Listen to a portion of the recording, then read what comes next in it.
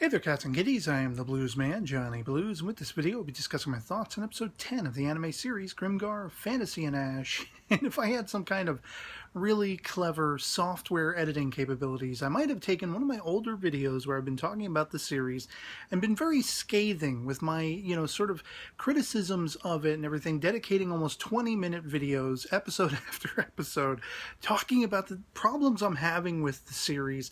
I would have it in the little corner over here, and I would grab it with my hand and I'd shoo it out the side of my video that I'm recording of current, because this episode was everything I've been complaining about finally coming to fruition.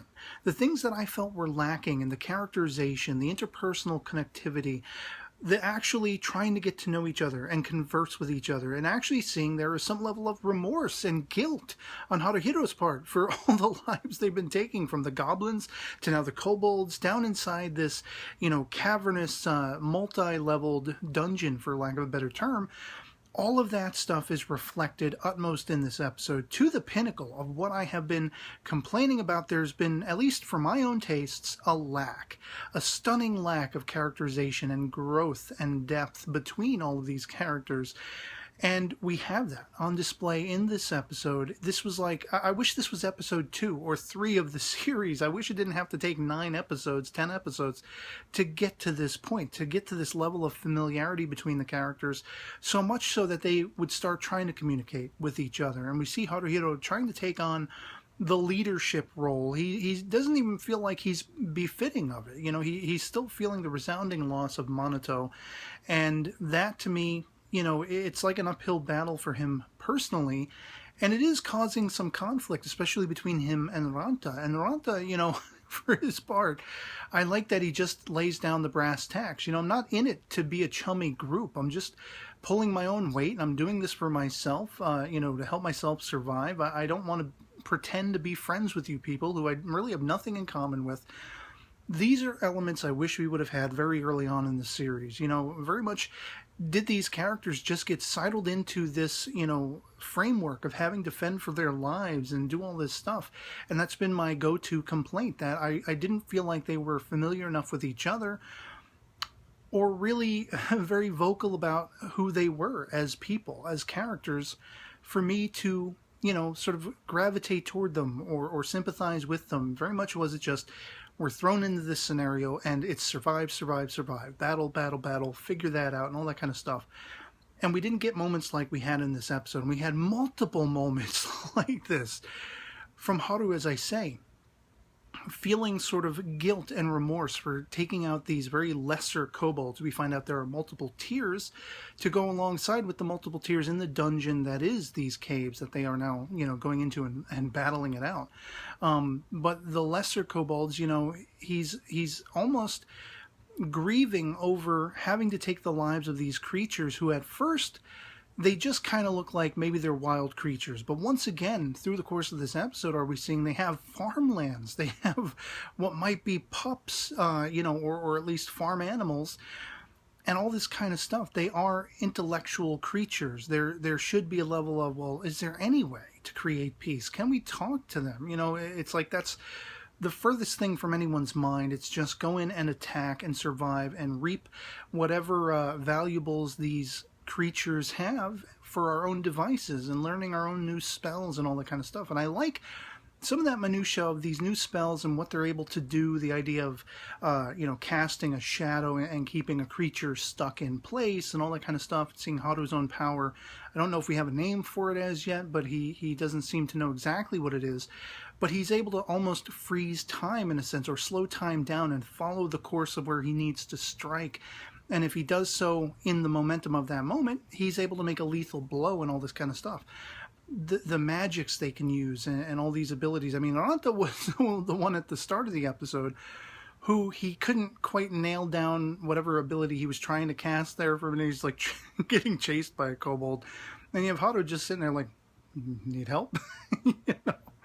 And of course, he's stubborn. He wants to do things on his own. He's, sort of looking at things tactically, but from his own point of view, as Haru comes to realize through his, confronting him later in the episode. I say confronting, but really Haru didn't say a whole hell of a lot. He wasn't sure what to say. in dealing with that, trying to become, more befitting of the leadership role. And Aranta called him on it. He's not the kind of person who's going to take any guff. And he's like, oh, you want to talk about what problems I might be creating, but what about you? What about your lack of confidence? And Haru has to kind of backpedal and look internally once again. He doesn't feel like he is befitted of a leadership role. He doesn't feel like he brings anything good to the table. And these are all internal qualms and confrontations I have been longing for. Just the moment of Yume, practicing the knife throwing and all that kind of stuff, and waking Haru up, and she had brought him a blanket. These are great little interpersonal moments that connect me to these characters. And I wanted more of this in the early going of the series. That's like the chief thing I was constantly slamming on again and again and again. And now we finally have it, 10 episodes in the series. The season's almost over now. So it's like, yeah, now I'm getting attached. Now I'm getting interested in these characters. And so that was really the primary thing for me in this episode, was seeing Haru trying to confront Aranta, for better or worse. Didn't really work out. But at least he was trying to make the most of, at least the attempt of being a leader in this party situation, and learning where the sort of point of view of Aranta is, where he lies with all of that. He's very much doing this for himself. He's, holding up his end of the bargain of being part of this party, but he doesn't want anything to do with it otherwise, for the most part.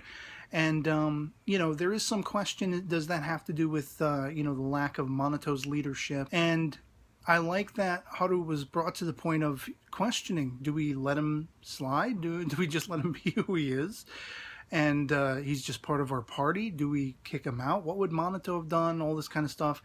These are internal qualms and questions I have been longing to see any of these characters really start debating for themselves. And much more appreciative am I of the question, the moral question, of the grief of, is it right to be going in and taking the lives of these creatures? We really haven't had, maybe once or twice we've had brief hints of this idea of, killing the goblins.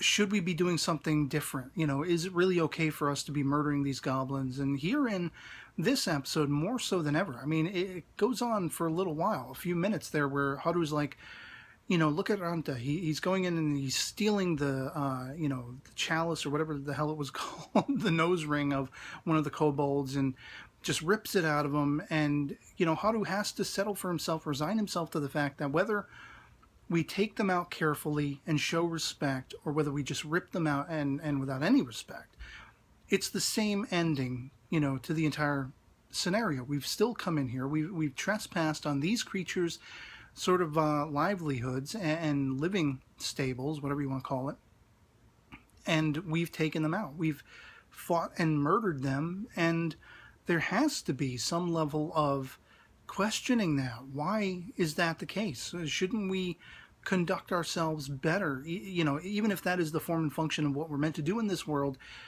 can't we do it a little more honorably and do it a little more, with paying respects? And finally, it's like finally having that sort of recognition from a character, especially a character who is potentially going to become the leader for lack of Monato's leadership. It's like, this is exactly what I've wanted. This is something I've wanted desperately to see for a very long time. And now we're finally seeing it. And of course, with the cliffhanger of them inadvertently activating the warning bells, seeing Mary completely fear-stricken, immovable, and just completely shuddering out of the fear of this scenario. All of this is coming to a head, and it's tantamount. I'm actually very much pitched at the edge of my seat to see what the next step is going to be. How are they going to get out of this scenario? Are they going to just tuck tail and run? Are they actually going to try to fight? Are they going to have to be running and dodging attacks from these kobolds and all this kind of stuff? And now I actually have this great sensation of these characters coming together and becoming more understanding of each other. And this is, again, the thing that I've been banging on and on and on most about wishing for the series, wishing I could see coming to the fore. If every episode from the beginning had been plotted thusly, and we would have been seeing this much interpersonal connectivity and characterization between all of the characters, I probably never would have had anything to complain about. The last couple of episodes, last few episodes, have really ramped up all of those things that I felt were missing and lacking in the series. So now, of course, toward the end, I'm starting to get mad into it. And it's over in just a few episodes, so go figure. But I'd love to hear from you guys in the comments below what you thought of episode 10 of Grimgar, Fantasy and Ash, if you've seen it. If you agree with me that, the characterization and the interpersonal interactivity is really what is coming to the fore finally, if you're satisfied by it, if you were dissatisfied by it, if you're buying into, them going down into the caves and really having the successes they are and opening up all these new skills and abilities and all that kind of stuff. If you're buying the connectivity between the characters and love it or hate it, anything goes in the comments below. Let me know what you thought of this episode and the series thus far. And so yeah, otherwise that'll be pretty much it for me on this. Hope this video finds you well, and I'll catch y'all later. Peace.